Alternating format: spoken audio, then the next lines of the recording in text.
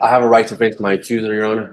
No, here's the thing. They want to throw around magic words like Jack and the Beanstalk. Oh, let me throw right to accuser, right to confront. Let me throw, I want a dismissal. Somebody was trying to take my life that night, and I was just trying to save my life. And I did. And I ended up at the hospital. I called the cops. All right, and let me stop you right there.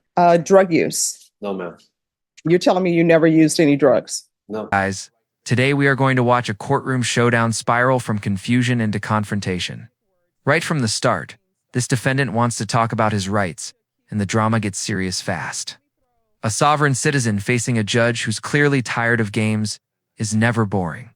The tension is building, the stakes are high, and you can feel nobody is backing down. Part 2 from— All right, Judge, he's on his way up. For your edification, this was a plea that we entered in front of Judge Angelini for 10 deferred. Oh, no, I remember. Okay, well, I'm just going to fill you in on what's going on there today. All right, what's happening today? So I asked the DA if he would be willing to consider the 10 deferred. He said, let me think about it.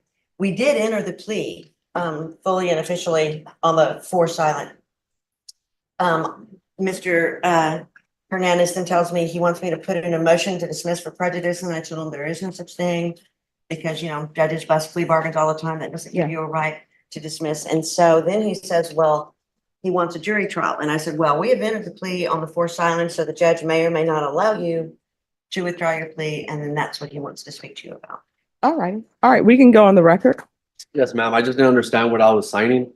And Excuse She me. hasn't started I'm sorry. yet. I'm sorry. All right, and let me stop you right there. All this thing where people say they don't understand what they were signing, based upon what is the information that I've received, that first it was 10 years deferred and the judge denied it, and then it came back to a silent offer. Yeah, everybody understood. Court is calling 2023 CR 10221, State of Texas versus Joe Hernandez. Can I have parties announced for the record for the state? Daniel Escobar for the state of Texas. For the defense? Suzanne Kramer. All right, and are you Mr. Hernandez? Yes, ma'am. All right, a plea was entered in this case on, let me see what date is stamped on here, on April 22nd, 2024. According to the plea bargain agreement, punishments to be assessed at 4 years in the prison. There's a $1,500 fine, and the state is silent on the defendant's application.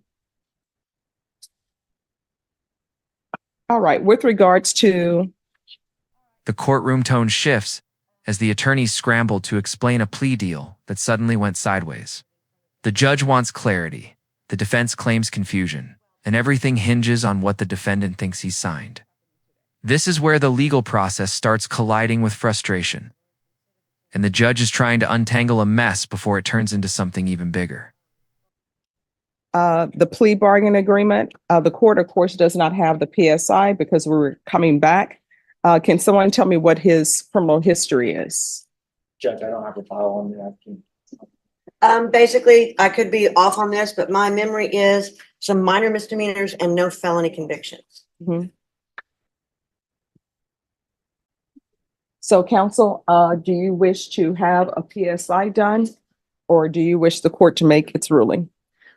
Honestly, Judge, based on his criminal history, and of course, you don't have the benefit of the interview with him, but Mr. Delgado and Escobar and I can fill you in on part of the, I think it was part of this plea bargain too, was evaluation for Mick. There are definitely some mental health issues going on. You can tell by reading the report, but you do not have the benefit of having that in front of you. But I do feel confident, of course, it's up to him to go forward today. All right. So I am reading the police report, and based upon the police report that I've read that are in the stipulation, there is documentation of bizarre behavior. And I don't know, based upon the police report, if that bizarre behavior was drug induced or if there's some sort of mental health issues. Which is why I think we had dual, right, with Mick, or was it just Mick? I'm making that, yes, that was. I mean, based on my time, and certainly I'm not an expert in any way, but I would tend to think it might have been both, but definitely some mental health issues. All right, Mr. Hernandez, you want to raise your right hand for me, please? Do you solemnly swear and affirm the testimony you give will be the truth and nothing but the truth, so help you God? Yes, ma'am. All right, you can lower your hand, state your name for the record. Joe Hernandez. All right, so Mr. Hernandez, have you ever been diagnosed with any type of mental health issues? No, ma'am. All right. Not even in your childhood? No, ma'am. Drug use? No, ma'am. You're telling me you never used any drugs? The judge digs into police reports that describe strange behavior, and she tries to understand whether this came from drugs or mental health issues. Sworn in, the defendant denies everything, insisting he's never used drugs and has no diagnosis. His answers feel questionable, and the courtroom energy shifts. It's a tense moment where truth, denial, credibility immediately collide. I'm an alcoholic, yes. I drink, but that's it. All right, so in the stipulation, they're saying that you were exhibiting bizarre behavior. Somebody was trying to take my life that night, and I was just trying to save my life. I was asking for help.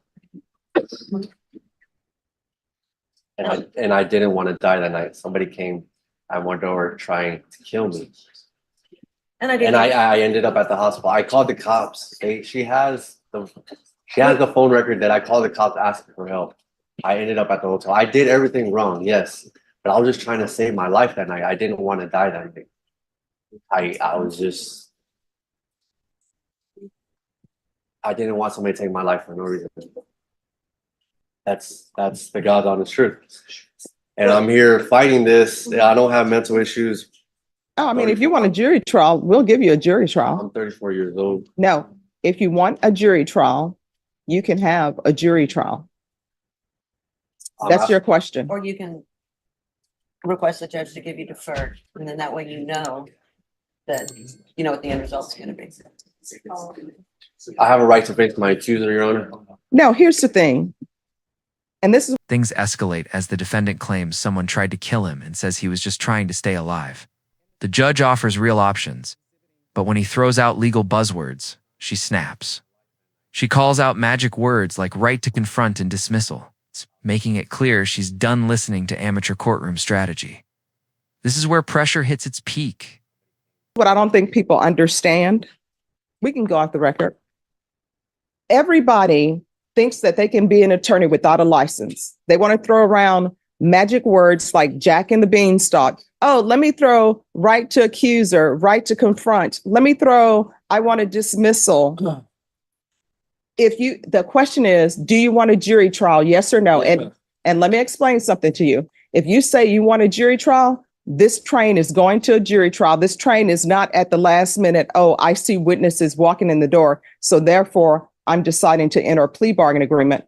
If you want a jury trial, court will give you a jury trial. You will get a quick, fast jury trial. So you want to discuss that with your attorney? You can. You all want to discuss that? I'm good with the jury trial.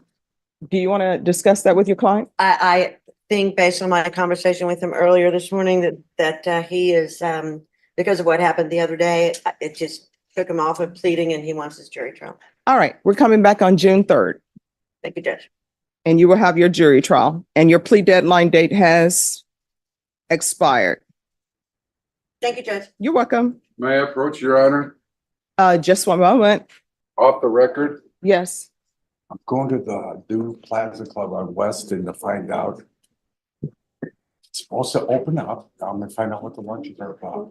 I understand you love the chop top. Yes. I don't think they have it. I'm gonna find out and I'll report back Yes. Do away with their chopped salad. because the world changes, Judge. Yeah. Yeah, you know? Yeah. Okay, I'll probably text you. Locks in a jury trial date, ending all negotiations. The tension shifts to certainty. The plea deadline is gone, and this case is going to trial whether he's ready or not. Even with a brief moment of humor between the attorneys and the judge, you're left knowing the defendant just chose the hardest path forward. Make sure to like the video, subscribe to the channel, and we'll see you in the next video.